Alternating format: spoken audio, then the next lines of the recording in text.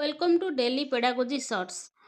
Jean Piaget is known for his theory on Jean Piaget को ऊपर तांकर theory देइथिले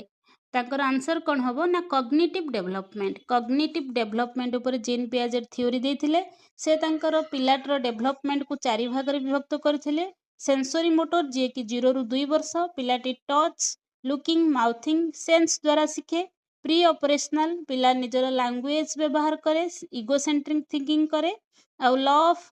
difficulty understanding तार difficulty हुए अंडरस्टैंडिंग करिया पई कंजर्वेशन आ लॉजिक कंक्रीट ऑपरेशनल स्टेज जोटा कि 7 रु 11 वर्ष एथिरे से मोर लॉजिकली चिंता करे आउ अंडरस्टैंड करे कंजर्वेशन को